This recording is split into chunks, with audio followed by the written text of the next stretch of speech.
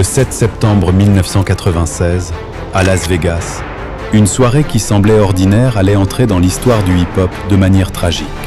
Le 13 septembre 1996, Tupac Shakur, alias Tupac, est tué de 14 balles à Las Vegas lors d'un drive-by shooting. Un an plus tard, Christopher Wallace, alias Notorious Big, est assassiné à Los Angeles. Près de 15 ans ont passé et on ne sait toujours pas qui a tué Vers 20h, Tupac Shakur assiste au célèbre combat de boxe opposant Mike Tyson à Bruce Seldon au MGM Grand. Tyson remporte rapidement le match et l'ambiance est électrique. Après la victoire, Tupac, accompagné de son producteur Suge Knight, félicite le boxeur. Une vidéo capturée juste après le combat montre un Tupac enthousiaste, souriant, emporté par l'euphorie du moment. Mais la soirée prend rapidement une tournure plus sombre.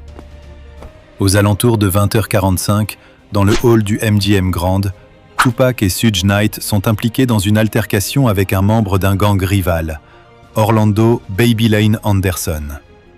Une bagarre éclate, rapidement interrompue par la sécurité. Les caméras de surveillance capturent Tupac et son entourage quittant les lieux d'un pas déterminé, comme s'ils savaient que cet incident pourrait avoir des conséquences. Après cet épisode, Tupac retourne à sa chambre au Luxor Hotel. Il y retrouve sa compagne de l'époque, Kidada Jones, avec qui il est en couple depuis plusieurs mois. Inquiète après avoir appris la bagarre, elle craint des représailles. Le garde du corps de Tupac, Frank Alexander, lui suggère de porter un gilet pare-balles. Tupac refuse. Vers 22h45, Tupac quitte l'hôtel pour se rendre à une soirée au Club 662, un établissement appartenant à Suge Knight.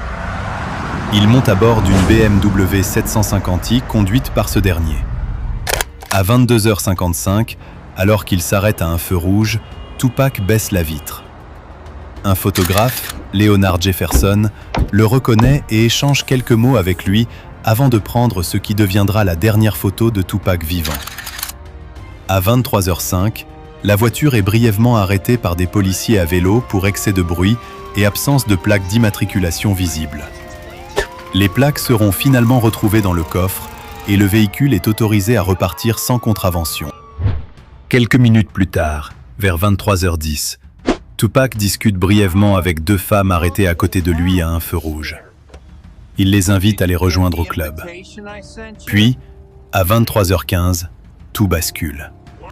Alors que la BMW est arrêtée à un feu rouge sur East Flamingo Road, une Chevrolet Impala s'approche sur le côté. Depuis la banquette arrière, un tireur ouvre le feu avec une arme de calibre 40.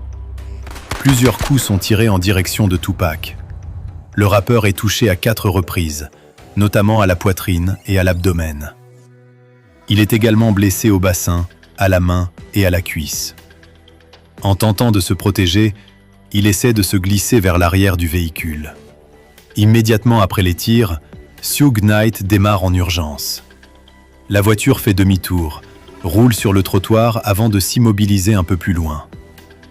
Le sergent Chris Carroll est le premier policier à arriver sur les lieux. Il pointe son arme sur Suge Knight, visiblement en état de choc. L'entourage de Tupac est contraint de se mettre au sol.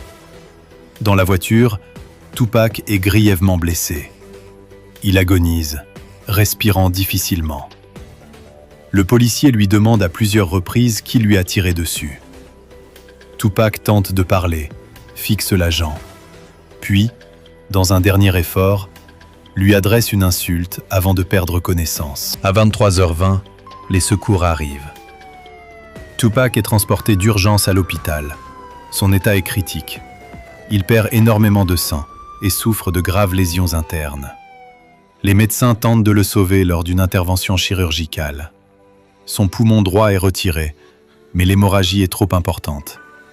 Malgré les efforts, son état reste extrêmement instable. Durant son hospitalisation, Tupac est maintenu dans un coma artificiel sous assistance respiratoire. Pendant plusieurs jours, il lutte entre la vie et la mort. Les médecins estiment à un moment ses chances de survie à 50%.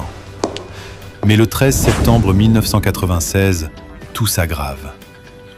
Victime d'une hémorragie interne massive, Tupac ne peut être sauvé. Malgré les tentatives de réanimation, les médecins échouent à stopper l'hémorragie. Sa mère, Afeni Shakur, prend alors la décision de ne pas prolonger les soins. À 16h03, Tupac Shakur est déclaré mort.